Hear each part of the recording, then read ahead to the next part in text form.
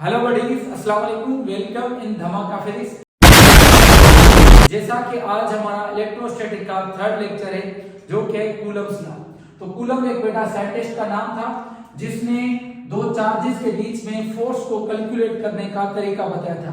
अगर बेटा एक ये चार्ज है, एक ये चार्ज है, एक दूसरे को ये अट्रैक्ट करेंगी या रिपेल करेंगी, उन दोनों के बीच में ये जो फोर्स है, इस फोर्स को कैलकुलेट करने का फार्मूला दिया था किस बंदे ने, कूलम्स ने।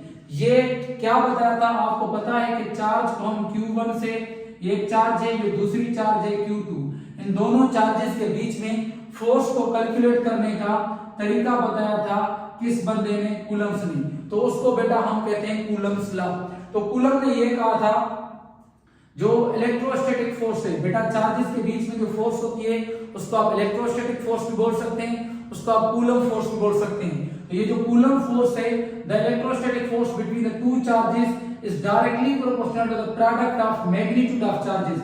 तो इस बंदे का ये कहना था, थोड़ा सा बेसिक समझ लें तो फिर मैं इसको इक्वेशन समझाता हूं बेटा। ये है एक चार्ज 2 कूलम, ये है दूसरी चार्ज 3 कूलम। बेटा इन दोनों का मैग्नीट्यूड करो, इस चार्ज ये है Q1, ये है चार्ज Q2, इन दोनों की प्रोडक्ट मींस मल्टीप्लिकेशन बेटा। Q1 को Q2 से मल्टीप्लाई करो, 2 3 से बेटा क्या होता है 6 न्यूटन। ऐसे ही बेटा दो और चार्ज लें, ये ले 5 कूलम बेटा, ये ले 6 कूलम, 5 6 से बेटा कितना हो जाता है 30। तो बेटा फील है, ये है 6 न्यूटन और ये है 30 न्यूटन। तो बेटा जितनी प्रोडक्ट ज्यादा होगी उतनी उन दोनों के बीच में बेटा फोर्स क्या होगी, ज्यादा होगी। यही कॉन्सेप्ट दिया था कूलम ने। कूलम की फर्स्ट पॉइंट ये है बेटा कि force between the two charges is directly proportional to the product of magnitude of charges. जितनी प्रोडक्ट ज्यादा होगी, प्रोडक्ट इन दोनों की मल्टीप्लिकेशन की, यानी कि प्रोडक्ट मींस मल्टीप्लिकेशन बेटा, तो इसकी ज्यादा आई है तो इन दोनों के बीच में फोर्स ज्यादा होगी। जितनी प्रोडक्ट कम होगी उतनी फोर्स भी कम होगी।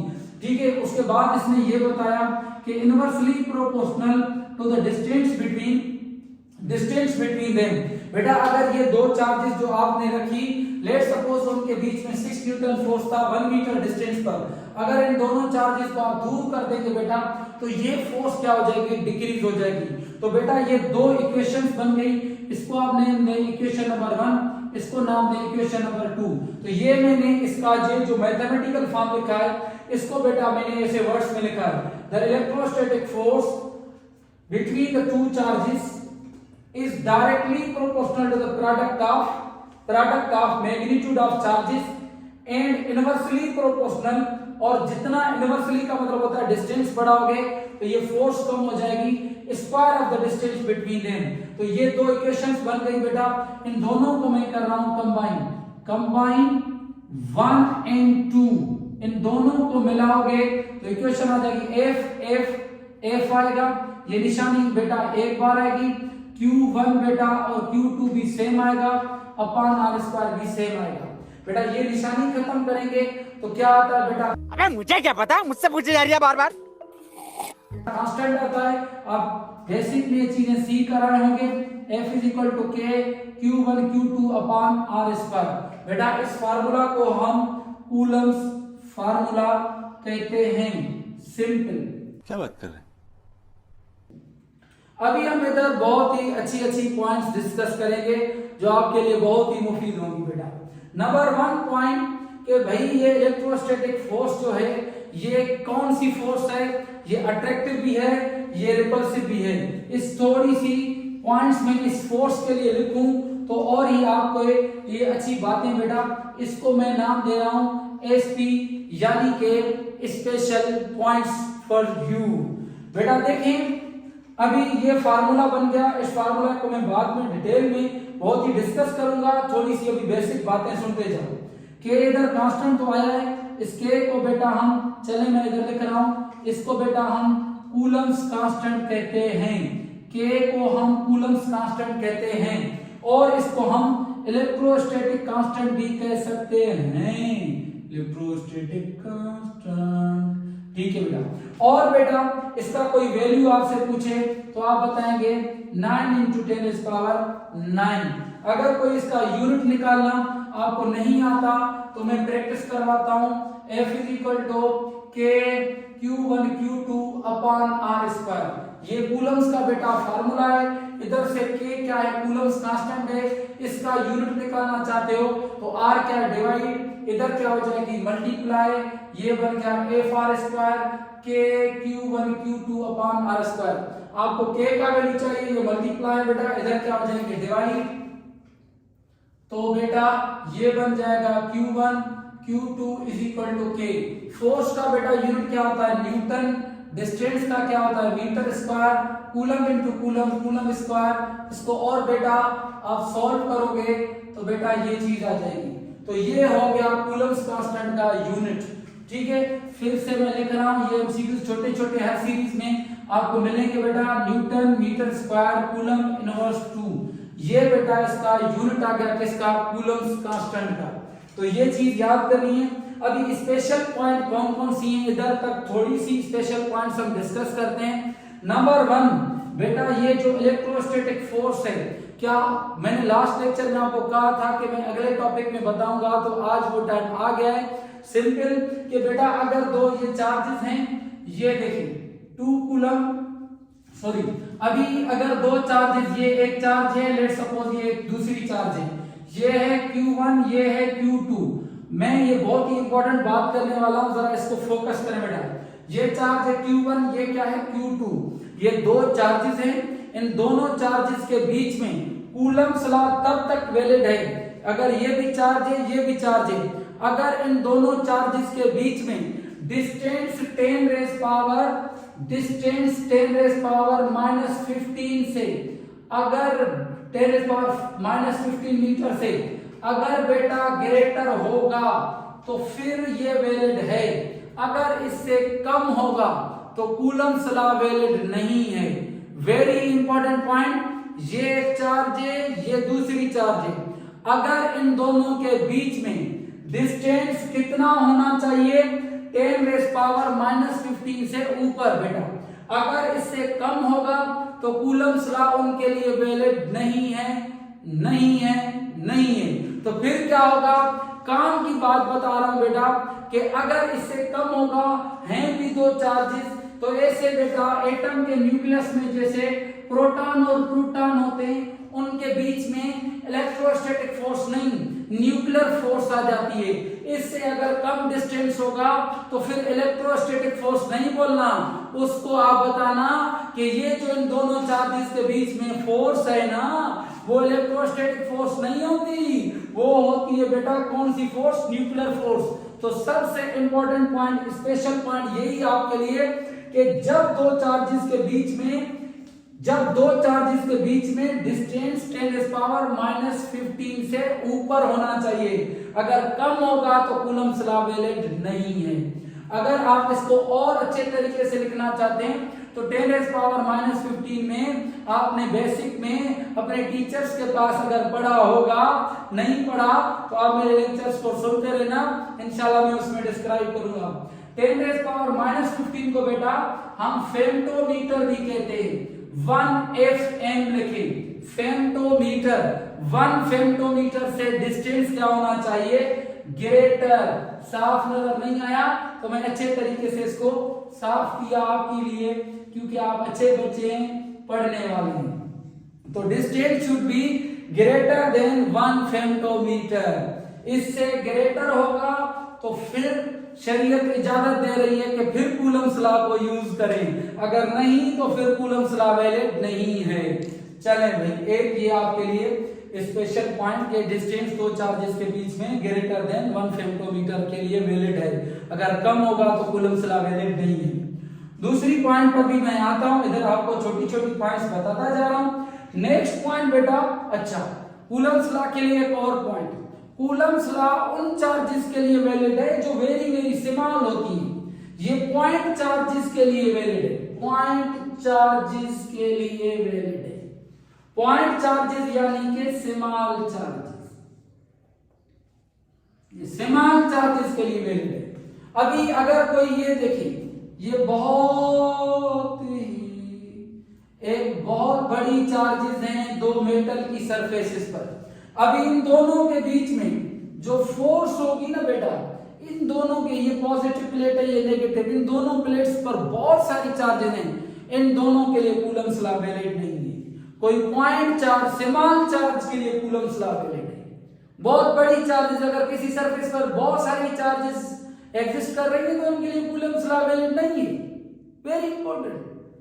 नेक्स्ट पॉइंट पर आते हैं। तो ये मैंने इसकी छोटी सी बेसिक सी बातें की। अगली पॉइंट ये कि ये जो आपने इलेक्ट्रोस्टैटिक फोर्स कही, ये बेटा मीडियम डिपेंडेंट है। मीडियम डिपेंडेंट है। मीडियम डिपेंडेंट का क्या मकसद होता है, फिर से मैं रिपीट कर रहा हूं। मीडियम डिपेंडेंट का ये मकसद होता है कि बेटा अगर ये चार्ज है, ये दूसरी चार्ज है, अगर ये अभी इन दोनों के बीच में, लेट्स सपोज हम कह रहे हैं अभी इधर ही रखा, इन दोनों के बीच में अगर कोई भी चीज नहीं है बेटा, तो वैक्यूम के अंदर फोर्स निकालेंगे और आएगी। अगर इन दोनों के बीच में आप अभी एयर रखेंगे या कोई और मीडियम लेट्स सपोज रख रहे हैं, तो इस फोर्स का वैल्यू बेटा क्या हो जाएगा, चेंज। फिर से मैं रिपीट कर रहा हूं, लेट्स सपोज एक ये चार्ज एक ये चार्ज, वैक्यूम में रखेंगे यानी जब कोई मीडियम नहीं हो इन दोनों के बीच में, आप फोर्स का वैल्यू लेट्स सपोज निकाल रहे हैं 20 न्यूटन।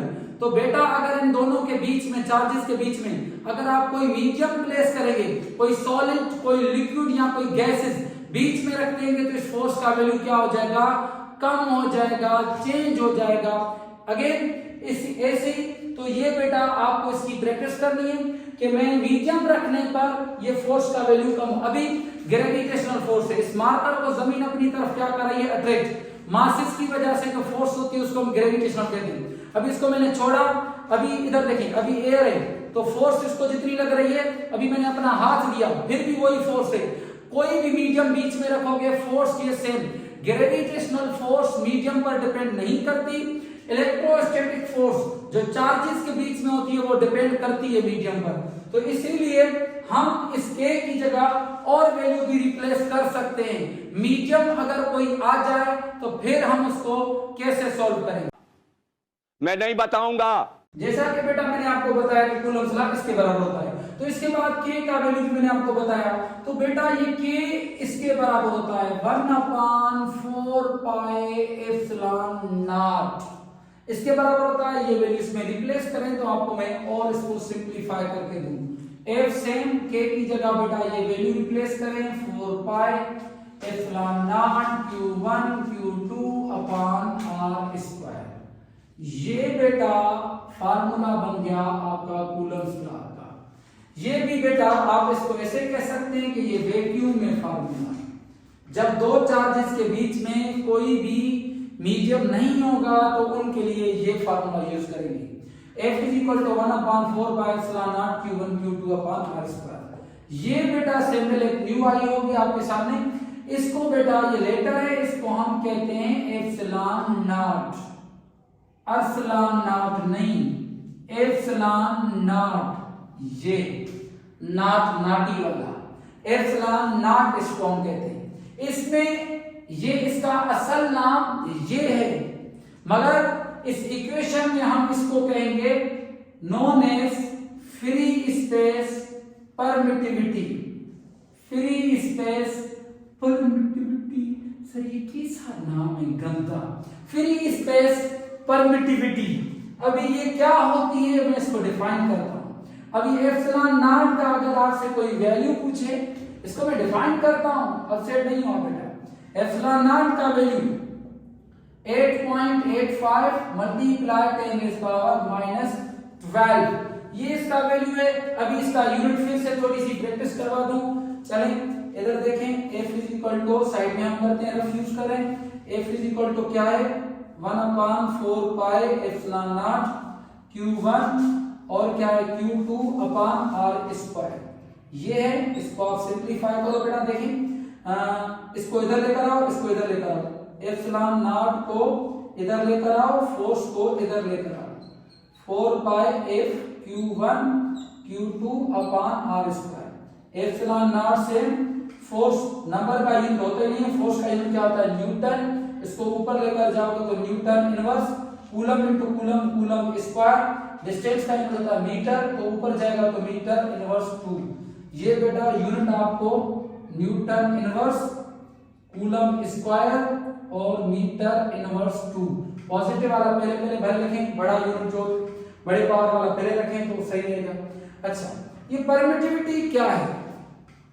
परमिटिविटी को समझाने के लिए मैं छोटा सा सिंपल सा कॉन्सेप्ट देने वाला हूं, ये बहुत ही इंपॉर्टेंट होगा आपको अगले टॉपिक्स के लिए। ये है एक चार्ज, ये है दूसरी चार्ज, दो।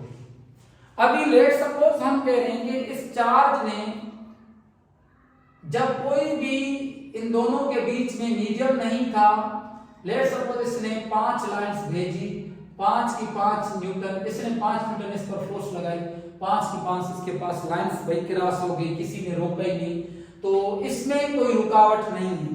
लेट सपोज हम कह रहे हैं कि भाई 5 लाइंस इधर से इसको लिंक हुई, तो हम कहेंगे इन दोनों के बीच में भाई 5 न्यूटन फोर्स है। अभी थोड़ी सी फील है, अभी ये पॉजिटिव ये नेगेटिव सेम दोनों चार्जेस हैं। मैंने थोड़ी सी ड्राइंग कर दी है तो कोई परेशानी की बात नहीं है, कॉन्सेप्ट पे करें। अभी इसने 5 भेजी थी, सेम वही चार्ज है जो ऊपर वाली है, हमने इनके बीच में मीडियम रख दिया, कोई मटेरियल रख दिया इनके बीच में। इसने क्या किया कि इसने 3 को इजाजत दी, 2 को इजाजत नहीं दी। फिर अगेन मैं इसको और तरीके से एक और आपने इससे भी डिफरेंट आपने मटेरियल रखा, इसने 5 लाइंस भेजी मगर इसने उन 5 लाइंस को रोक दिया, 5 सबसे ज्यादा इसमें 3 की थी तो 3 न्यूटन फोर्स आई, इसमें कोई लाइन नहीं आई तो 0 न्यूटन। बेटा ये जो रोकने वाली एबिलिटी है मीडियम की, जो इनको अलो नहीं कर रही है लाइंस को, इस मटेरियल की प्रॉपर्टी को हम परमिटिविटी कहते हैं। ये मटेरियल की ऐसी प्रॉपर्टी है जो लाइंस को फ्लो करने नहीं देती है, जो ये कहती है कि मैं आपको नहीं छोड़ूंगी, ये इनको अलो नहीं कर रही है, परमिशन नहीं दे रही है। तो इस कैरेक्टरिस्टिक को, इस प्रॉपर्टी का नाम होता है क्या? परमिटिविटी। तो सबसे ज्यादा परमिटिविटी किसकी है? ये था वैक्यूम, ये था वैक्यूम। वैक्यूम में परमिटिविटी ज्यादा है या इसमें या इसमें? इस मीडियम ने सबसे ज्यादा मतलब रोका है चार्जेस को, लाइंस को, सबसे ज्यादा रेजिस्टेंस इसने क्रिएट की है, तो इसी वजह से इसकी परमिटिविटी सबसे ज्यादा है, इसकी परमिटिविटी कम है। ऐसे बताएं आपकी मर्जी, यानी कि मीडियम रखने से फोर्स डिक्रीज होती है और जितनी परमिटिविटी मटेरियल की वो होती है कि जो इजाजत नहीं दे लाइंस को। तो आप मुझे बताएं, इधर देखें, फोर्स का रिलेशन एप्सिलॉन नॉट के साथ क्या है? इनवर्स है। तो इसका मतलब है ये इनवर्सली है, जब परमिटिविटी ज्यादा होगी वहां पर फोर्स क्या होगी? कम होगी। तो सिंपल परमिटिविटी का रिलेशन इसके साथ इनवर्स होता है। जितनी मीडियम की परमिटिविटी ज्यादा, परमिटिविटी जितनी ज्यादा होगी उतनी फोर्स कम होगी। ये एरो का सिंबल आपको आता होगा। परमिटिविटी ग्रेटर किसी मीडियम की तो फोर्स क्या हो जाएगी? कम। Greater the permittivity of medium, smaller will be the force between them. तो ये इधर तक छोटी सी बातें। फिर अगर आपको मैं फाइनल इसका एक्सप्रेशन बताना चाहूं तो आप ऐसे भी मैं बता सकता हूं। देख लें बेटा, एफ का फार्मूला मैंने क्या बताया वैक्यूम के अंदर, वो ये है 1/4 pi epsilon not Q1 Q2 upon R square. इसको नाम दे दें इक्वेशन नंबर 1। और दूसरी equation F is equal to medium, अभी अगर आप रखेंगे तो फार्मूला बन जाएगा 1/4 पाई एप्सिलॉन नॉट। एक और भी चीज है एप्सिलॉन R। ये क्या है? क्योंकि मीडियम रखने से परमिटिविटी, मीडियम रखने से फोर्स डिक्रीज होती है, तो ये मैंने एक और टर्म इसके साथ मल्टीप्लाई किया है, तो ये जितना वैल्यू बढ़ेगा और बढ़ गया तो ये फोर्स क्या हो जाएगी? कम हो जाएगी। Q1 Q2 upon R square. ये दूसरी इक्वेशन। मैंने आपको इधर बेटा क्या बताया? वैक्यूम वाली फोर्स ज्यादा होती है मीडियम वाली। ये भी याद कर लें कि फोर्स इन वैक्यूम, वैक्यूम की फोर्स मीडियम वाली फोर्स है। दो चार्जेस के बीच में अगर कोई मीडियम नहीं है उसकी फोर्स निकालो, और उन्हीं चार्जेस के बीच में अगर कोई मीडियम रखोगे तो फोर्स निकालोगे तो डिफरेंट आई। तो वैक्यूम वाली फोर्स हमेशा क्या होती है, इन दोनों के बीच में फोर्स ज्यादा होगी और परमिटिव वैक्यूम की सीमा सबसे कम वैक्यूम की होती है। अच्छा, उसके बाद इन दोनों को आप क्या करो, अभी बड़ी किसकी होती है, वैक्यूम की, तो बड़ी से छोटी को डिवाइड करो, ये ए से वैक्यूम वाली को 1 इक्वेशन को 2 से डिवाइड करो। वैक्यूम वाला फार्मूला क्या था, 1/4 pi epsilon not Q1 Q2 upon R square. ऐसे ही मीडियम वाले के साथ 1/4 pi epsilon not epsilon R Q1 Q2 upon R square. R square से R स्क्वायर कैंसिल, ये इससे कैंसिल, इससे कैंसिल, एप्सिलॉन नॉट से cancel. Force in vacuum, force in medium, ये बेटा देखिए आपने मैथ में ये पढ़ी होगी 2/3/4/5। ऐसे कोई चीज हो तो ये लास्ट इससे मल्टीप्लाई हो जाता है, ये इससे मल्टीप्लाई हो जाता है, तो इधर तो कुछ बचे ही, लास्ट में एप्सिलॉन r बचा, ये ऊपर चला जाएगा, तो ये एप्सिलॉन r इस तरीके से हो जाएगा। ये क्या आया है, रिलेटिव परमिटिविटी। एप्सिलॉन r को बेटा हम क्या कहते हैं, relative permittivity. Relative permittivity, epsilon r relative permittivity इसको हम कहते हैं बेटा। ये इसके मुकाबले में, ये इसके मुकाबले में, यानी कि मीडियम का आप वैक्यूम के साथ किसी मीडियम के साथ रिलेटिव बनाओ, उसको कंपेयर करो, तो उसको हम कहते हैं रिलेटिव परमिटिविटी। यानी कि ये रिलेटिव परमिटिविटी की डेफिनेशन इधर से बना सकते हैं, ratio of force in vacuum and force in medium is the relative permittivity. The ratio of, ये डेफिनेशन बना लें, the ratio of force in vacuum and force in medium is called relative permittivity। इसका unit निकालोगे, epsilon r का force in क्या है, vacuum, and force in medium है, दोनों फोर्स है, इसका भी यूनिट न्यूटन, इसका भी यूनिट न्यूटन, तो ये यूनिट लेस है। रिलेटिव परमिटिविटी यूनिट लेस है और सिर्फ रिलेटिविटी का यूनिट है। ये छोटी सी बेसिक सी बातें की कूलम्ब्स लॉ की, आप अगले लेक्चर का वेट करें बेटा, इंशाल्लाह उसमें मैं एमसीक्यूज करवाऊंगा। ये बहुत ही इंपॉर्टेंट टॉपिक था, इसमें और भी बहुत सारे ट्रिक्स और टेक्निक्स यूज कर सकते हैं और अच्छे प्रॉब्लम्स एंट्री टेस्ट में यूज कर सकते हैं। उनके लिए आप हमारे चैनल को सब्सक्राइब करें, कमेंट्स करें, लाइक करें, तो इंशाल्लाह ताला आपको अच्छी वीडियोस में अपलोड करता रहूंगा। Thank you, Allah Hafiz.